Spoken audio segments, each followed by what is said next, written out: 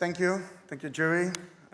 I finally made it to the main stage of the World Architecture Festival, so if my career stops here, I'm good. So, let's see if this works. Yeah, so my name is Erik Jan Vermeulen. I'm partner, head of architecture of the Amsterdam-based architecture and interior design firm called Concrete. This project is called the West. It's in New York, Manhattan.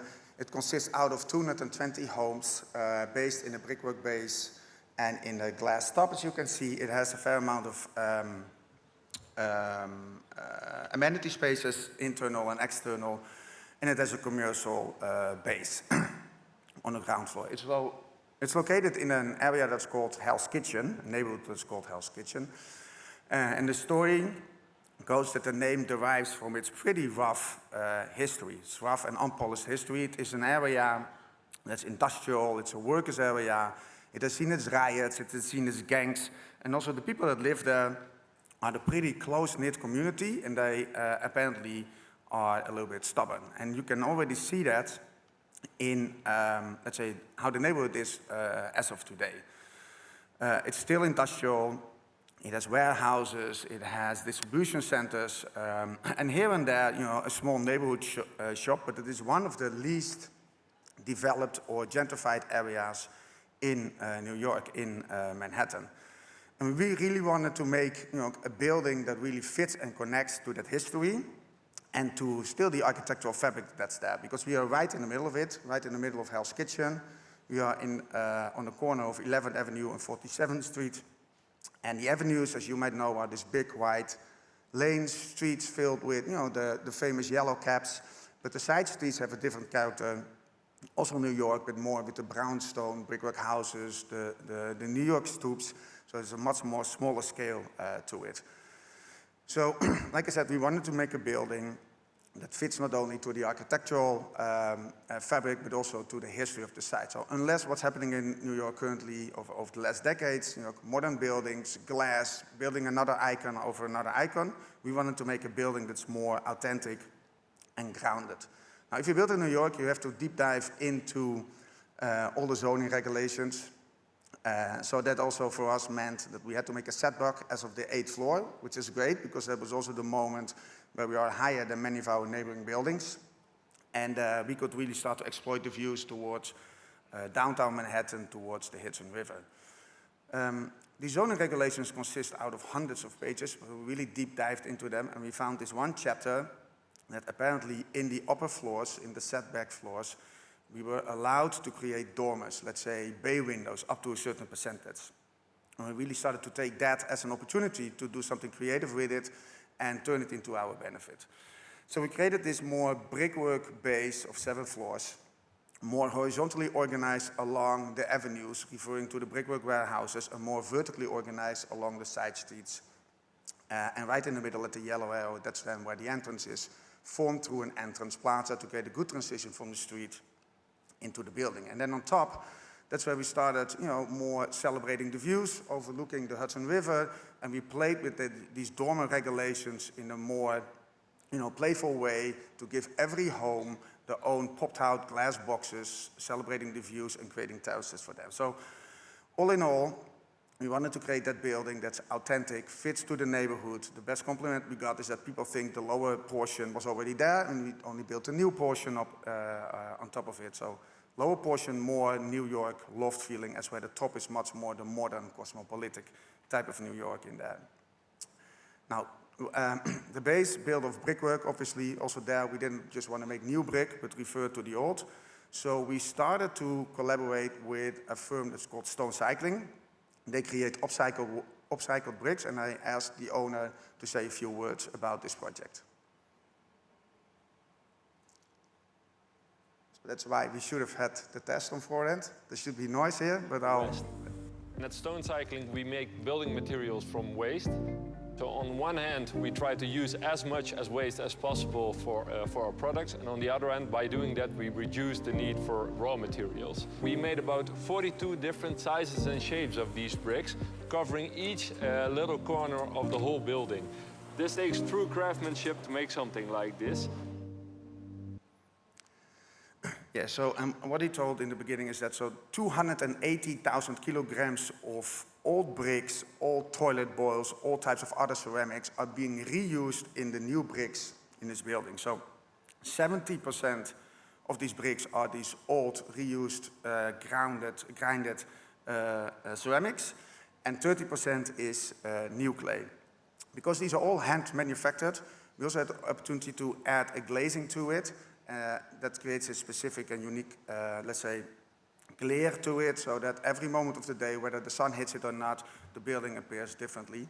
And the other thing that we did is we put a lot of effort in the detailing of the brickwork to make it even feel more authentic. Deep recessed windows, vertical piers along the side streets, horizontal lintels detailed in along the avenues to feel it much more authentic as the detailing that all the buildings tend to have as well.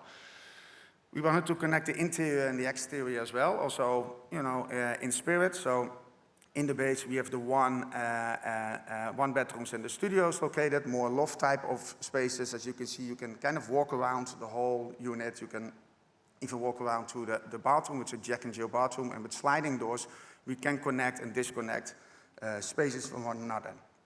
In the top, it's much more about the views. So that's where we have the glass boxes popping in and out. We have the larger homes, so 2 and 3 bedrooms. And in this floor plan, you can see we have the living room extends out. And what happens is that instead of having a 90-degree view, you will have a 180-degree view. And a terrace that sits on top of the box from your neighbor below. So this is really about the views towards Midtown Manhattan, towards the Hudson River, and to almost create this, the cosmopolitan feel, like you're almost on top of the world, floating above the avenue, floating above the streets. Lastly, we did is that from day one, we are an interior and architecture design firm. We integrated the amenities as well. So not like as an afterthought during design development, but from day one, we really start to think about this, because you're going to add 220 new families, couples living in this building, and how do you create a sense of belonging for them as well? So we created a fair amount of amenities, not only at 1 or 2 locations, but along the core, we created different types of amenities scattered almost on every floor to make sure that people travel through the building and that there are more moments that they encounter into one another and to foster interaction. So we have the entrance plaza, which is our, let's say, version of the New York Stoop, a 10 by 10 meter green space that people can enter before they go into the building. There is a doorman or a lobby space, doorman desk. We turn it into a table. There's fresh newspapers every morning which you can browse through and chat with the doorman. We brought the brickwork in Morse code. You can see in Morse code we had a small story that explains one of the theories about the name of Hell's Kitchen. I'm not going to explain, it's a long story. I only have 1 minute left. But if you want to know, ask me later. From the lobby, there's in the rear garden a courtyard, a green courtyard, in which we created a glass house, a little bit more of a living room type of space that people can use to work, to browse some books. There's a library in there as well. On the 3rd floor, we have a playing space for the kids, a gym for the adults, again, a double height space, outdoor gym facilities. On the 8th floor, there is a communal kitchen, indoor and outdoor, including barbecue spaces and some outdoor play areas and a dark one. And then on the top floor, that's where we have the swimming pool, seating facilities, fire pit, and sitting intimately under a pergola, you can watch the sunset. So this is a small movie taking you through all of these different spaces. So this will be the entrance area, the entrance lobby with the glass house in the rear. The 8th floor deck with the barbecue facilities and the connection to the internal communal kitchen, views towards downtown Manhattan, the pool on the top roof with views towards the Hudson River, as you can see here, the gym space on the 3rd floor, indoor and outdoor spaces, double height, again in the warehouse type of identity, separate rooms for yoga, the glass house in the garden that hopefully next year will be much greener than when we deliver the building. There's a guest room in here that people can rent if you have friends coming over. And in the lower floor, during the pandemic, we freed up space to create some working rooms to really fit to the latest needs of the residents. That's it. Thank you.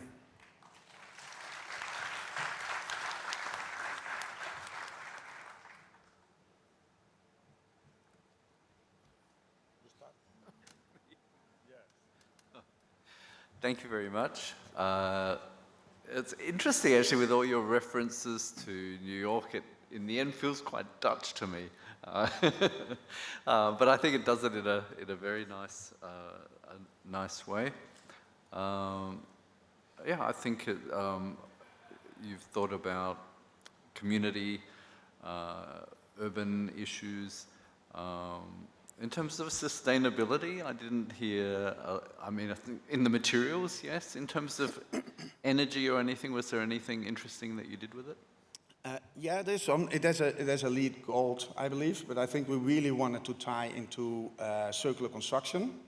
We are doing more buildings in the US, and what you see is that in the US is pretty weak on circular construction.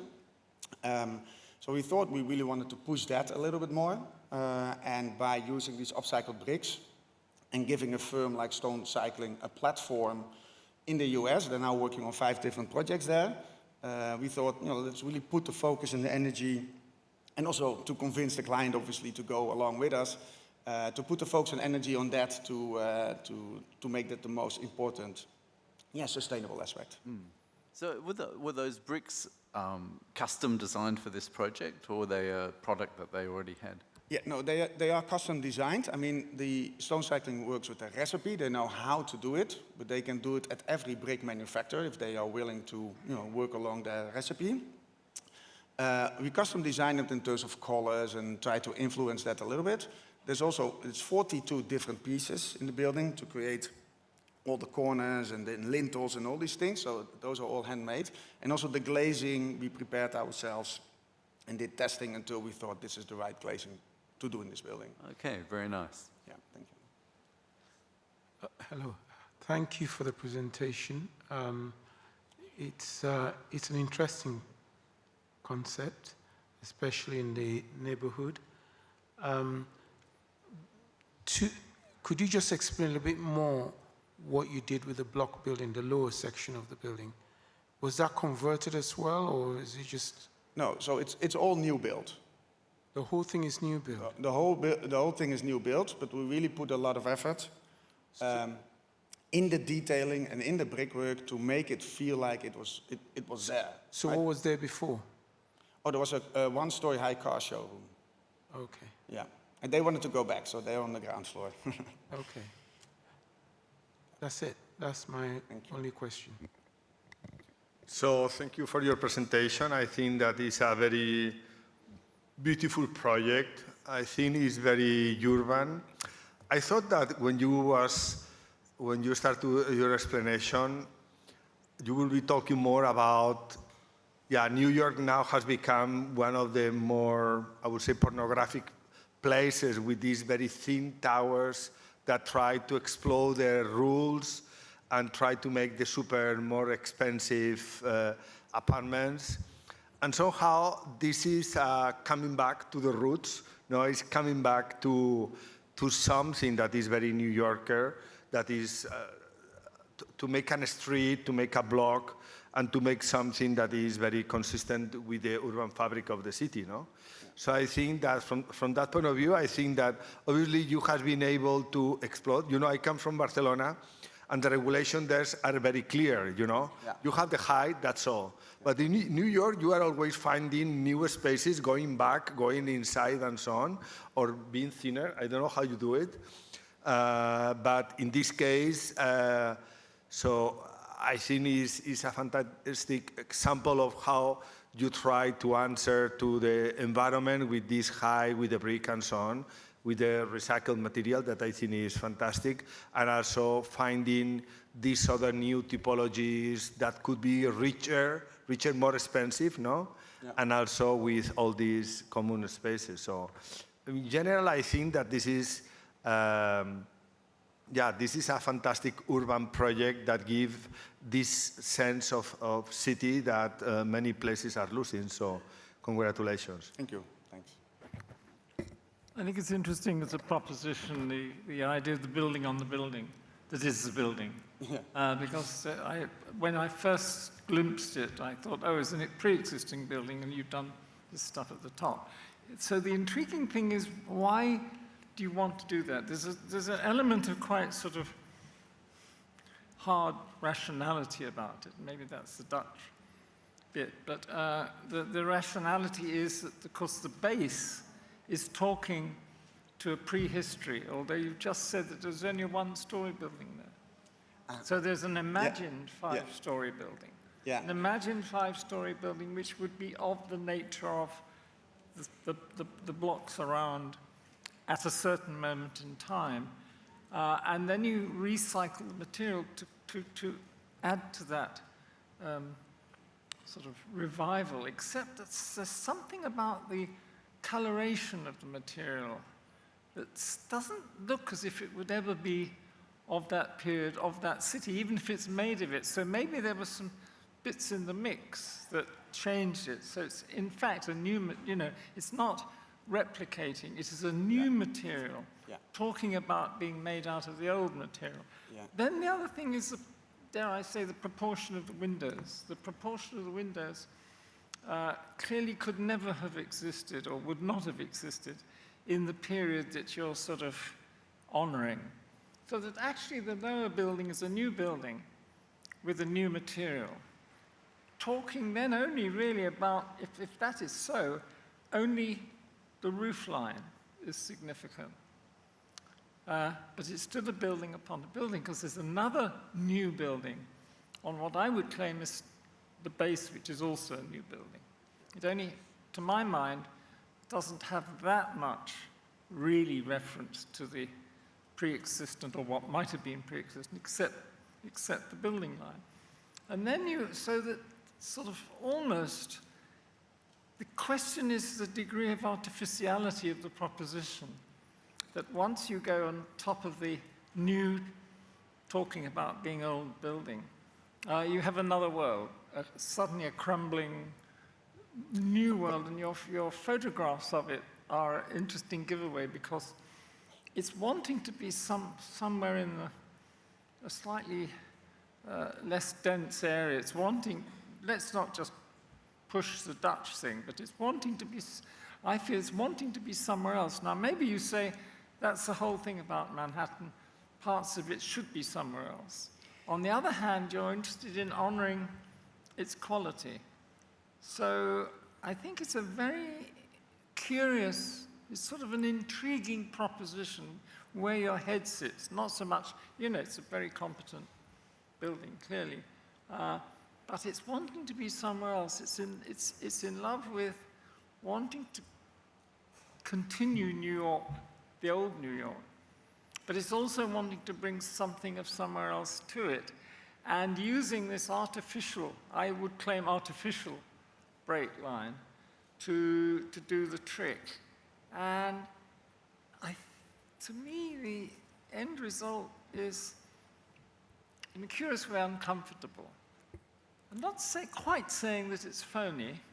I'm near to saying it's phony, but I would rather use the term uncomfortable. There's something that perhaps is a central issue, which is that the physiognomy of a 10-story, 12-story, whatever build, that kind of scalar building, can it take a severe break in the middle? It's rather like a short, fat man having, a very loud color of shirt and a very big patterned trouser, which perhaps a taller person, or a person then wearing an interesting waistcoat, could have got away with. Yeah. So it's one of these, to me, fundamental, almost cultural stroke compositional issues, which I find uncomfortable. Okay. But it's fabulous anyway. Thank you very much. All right. Thank you so much.